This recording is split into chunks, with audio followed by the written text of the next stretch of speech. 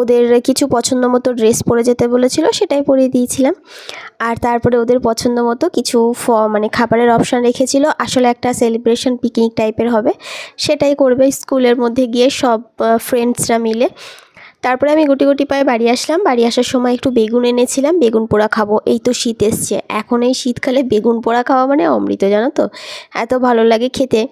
আমি আগে একদম বেগুন পোড়া খেতে ভালোবাসতাম না। আগে ছোটোবেলায় তো আরও ভালোবাসতাম না। ছোটোবেলায় বেগুন ভাজা পর্যন্ত খেতাম না, বেগুন সেদ্ধ পর্যন্ত। আমার জিভ চুলকাতো, হাত চুলকাতো, মানে বেগুন সেদ্ধ মাখলে ধরলেই হাত চুলকাতো আর খেলেই জিভ চুলকাতো, যে কারণে মাকে বলতাম আমি খাবই না। তারপরে বিয়ের পর আস্তে আস্তে খাওয়া শিখলাম, এখন বেশ ভালো লাগে। কালকে রাতে এই আমন্ডগুলো ভেজাতে ভুলে গেছিলাম, সেগুলোই ভিজিয়ে দিলাম। অনেকেই কমেন্ট করে বলেছে সকালে খালি পেটে ওষুধ খাওয়ার পর তারপরে আমন্ড খাবে, আর তো সেই কথা মতো ভিজিয়ে দিলাম। একটু বেলার দিকে খাবো, এখন যেহেতু অনেকটা সকাল, ভিজে যাবে তার আগে। আর এখানে এনেছিলাম 500 মতো শশা। আর বেগুনের দাম এখন যা প্রচুর পরিমাণে দাম, বেগুন, শশা, টমেটো প্রচুর দাম। তারপরে ওই যে মন মানে না, দেখলেই খেতে ইচ্ছা করে, একটু দাম হলেও কিনে নিয়ে আসলাম আজকে সকালে একটু খাবো বলে। আর দুপুরের তরকারিটাও এই দিয়ে রান্না করব ভাবছি। একটা বেগুন রেখে দিয়েছি। আর এদিকে দেখো তাড়াহুড়ো করে বেগুন পোড়া বসিয়ে দিয়ে আটাটা মেখে নিচ্ছি। আটাটা মাখতে মাখতে ওদিকে উল্টে পাল্টে বেগুনটাকেও ভালো করে ভেজে নয় পুড়িয়ে নেব আর কি, গ্যাসের ওপরে। কাঠের উনুনে সব থেকে ভালো হয়, কিন্তু আর বেগুন পোড়ার জন্য কাঠের উনুন পাবো কোথায় বলো তো? সেই কাঠ জোগাড় করে আবার কোথায় উনুন বানাবো, সেটা তো সম্ভব নয়। ওই জন্য গ্যাসের ওপরেই বসিয়ে দিলাম। তো বেগুন পোড়াটা সাইডে মানে সরিয়ে রাখলাম, ওটা এবার ছাড়াবো।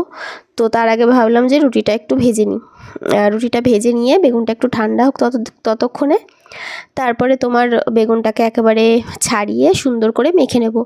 আর বেগুন পোড়া কিন্তু কাঁচা পেঁয়াজ দিয়ে মাখলে বেশি ভালো লাগে। কাঁচা পেঁয়াজ, কাঁচা টমেটো, কাঁচা ধনেপাতা, হ্যাঁ টমেটো অবশ্য একেবারে পুড়িয়ে নিতে পারো, তাহলে একটা পোড়া পোড়া গন্ধ থাকে।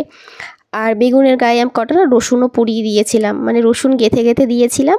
রসুনটাও ভালো করে পোড়া হয়ে গেছে, তো ভালোই হয়েছে বেশ। আর পেঁয়াজ ভেবেছিলাম পোড়াবো কি না, তারপরে ভাবলাম যে না, পেঁয়াজটা কাঁচাই দিই, কাঁচাই বেশি ভালো লাগবে।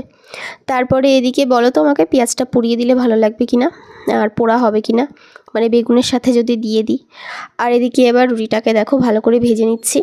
রুটিগুলো খুব সুন্দর আজকে ফুলেছে, ছোটো ছোটো করে রুটি বানিয়েছিলাম। তারপরে বেগুনের সব খোসা তুলে ফেললাম, মানে বেগুনের ছাল ছাড়িয়ে ফেলেছি। কয়েকটা ছিল এদিক ওদিকে, সেগুলো এবার ভালো করে ছাড়িয়ে নিচ্ছি। এটা একটা কঠিন কাজ বলতে পারো, অনেকের কাছেই মনে হয়, তো আমার কাছে অতটাও কঠিন না হলেও মোটামুটি আর কি।